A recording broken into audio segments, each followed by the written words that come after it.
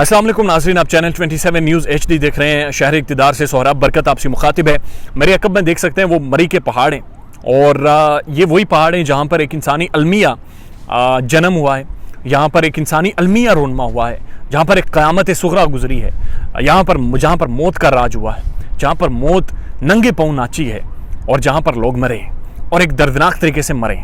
किसकी गलती थी, किस तरह से ये सारा वाक़या पेश आया, आपने वीडियोज़ तो हमारे चैनल पर देखी हैं, लेकिन मज़ीद इसके हवाले से जो डिटेल्स हैं वो आपकी खिदमत में पेश कर देते हैं। लेकिन उससे पहले जो लोग नए हैं बराए मेहरबानी चैनल को सब्सक्राइब करें ताकि बर वक्त वीडियोज़ आप तक पहुँच सकें। मैं एक चैनल के साथ काम करता हूँ, प्राइवेट एक ऑर्गेनाइजेशन है। हमने आज से तकरीबन 20 दिन पहले मरी में जाकर शूटिंग की, कुछ एक वीडियोज़ शूट की। जब हम उस वक्त मरी में गए, हमने वेदर फोरकास्ट चेक की और उस वक्त वाज़े तौर पर यह चीज़ एविडेंट थी कि इस दफ़ा मरी में जो बर्फ़ पड़ने वाली है वो गुज़श्ता 50 सालों का रिकॉर्ड टूटने वाला है, यानी इतनी ज़्यादा स्नोफॉल होने वाली है। उसके बावजूद भी मरी की जो इंतज़ामिया थी और हुकूमत थी, उन्होंने इस मामले को और इस चीज़ को सेंसिटाइज नहीं किया। अब मरी एक छोटी सी कंजेस्टेड सी जगह है, छोटा सा शहर है, छोटा सा बाजार है, वहाँ का सड़कें इंतहाई तंग हैं, ख़तरनाक मोड़ें और चोटी है, पूरी पहाड़ी है। वहाँ के मौसम को आप प्रिडिक्ट नहीं कर सकते, जंगल है, जंगल का मौसम कोई नहीं होता, जंगल के हालात होते हैं और वो हालात विद इन सेकेंड्स बदलते हैं। लिहाजा वो जंगल में वो एक पहाड़ है, उसे मरी कहते हैं। वहाँ पर एक तांता बना लोगों का, एक रश बना, एक क्राउड बना और मुबैना तौर पर यह कहा जा रहा है, या कुछ हतमी अदादो शुमार नहीं है, 7 से 8 लाख गाड़ियाँ वहाँ पर गई हैं और लोग स्नोफॉल इंजॉय करने गए। टूल टैक्स लिया गया, उन्हें पता था कि किस तरह से गाड़ियाँ इंटर हो रही हैं, कितनी गाड़ियाँ जा रही हैं, गाड़ियों के अंदर फैमिलीज़ हैं, बच्चे हैं, लोग जा रहे हैं। मरी के अंदर कैपेसिटी नहीं है होटल्स की, इतनी जगह नहीं है गेस्ट हाउसेज में या कहीं पर भी कि इतने सारे लोगों को एकोमोडेट कर सके। लेकिन टूल प्लाजे से जब गाड़ियाँ जा रही थी, किसी ने जहमत नहीं की रोकने की, किसी ने जहमत नहीं की कोई अलर्ट जारी करे, कुछ भी। खैर, आगे जो मरी की इंतज़ामिया थी वो बिल्कुल हरकत में नहीं आई और उन्होंने होटल्स को रेगुलेट नहीं किया। यानी कि जो ही बर्फ़ शुरू होती है तो होटल्स ने 40 से 50 हज़ार रुपये एक कमरे के मांगने शुरू कर दिए। एक चाय का कप 400-500 रुपये में सेल आउट होना शुरू कर दिया।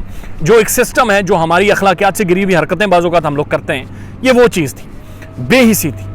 और उसके बाद लोगों ने तरजीह दी कि हम अपनी गाड़ियों में सो जाते हैं, क्योंकि इतना बड़ा मसला नहीं है, घंटा 2 घंटे बर्फ़ होगी, उसके बाद चीज़ें ठीक हो जाएंगी और गाड़ी के अंदर उनके पास हीटर की सहूलत मौजूद थी, लिहाजा प्रॉब्लम नहीं थी। उन्होंने गाड़ी में रहने को तरजीह दी। जब वो गाड़ी में तो बैठ गए और होटल्स के कमरे जिनके पास तगड़े पैसे थे उन्होंने ले लिए, व्हाट हैपेंड नेक्स्ट, बर्फ़ ज़्यादा शुरू हो गई।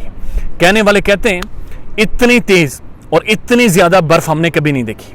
4-4 फुट 3-3 फुट तक बर्फ़ पहुंच गई कुछ घंटों में और लोग गाड़ियों के अंदर थे।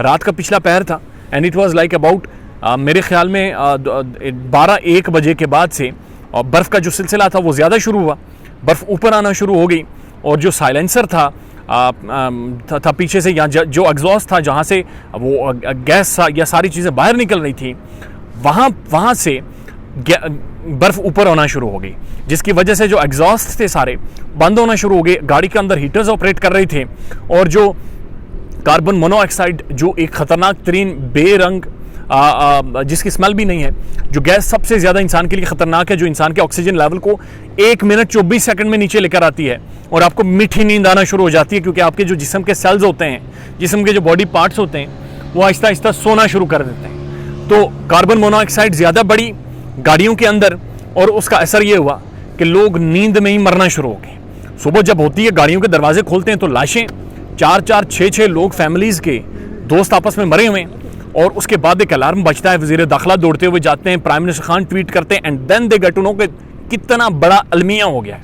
अब मसला ये है, अदादो शुमार के ऊपर डिबेट कर सकते हैं, क्योंकि हतमी अदादो शुमार पर कोई भी बात अभी नहीं की जा सकती, कितने लोग मरे हैं या कितना ख़तरनाक नोयत का ये अलमिया या वाक़या था।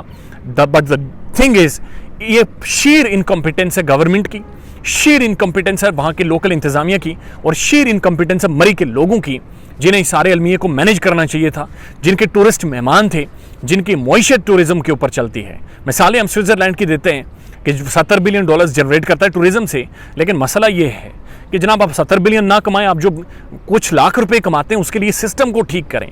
This is a shame on Pakistan management system, that is a big management failure. अपना ख्याल रखिएगा और हमारे चैनल का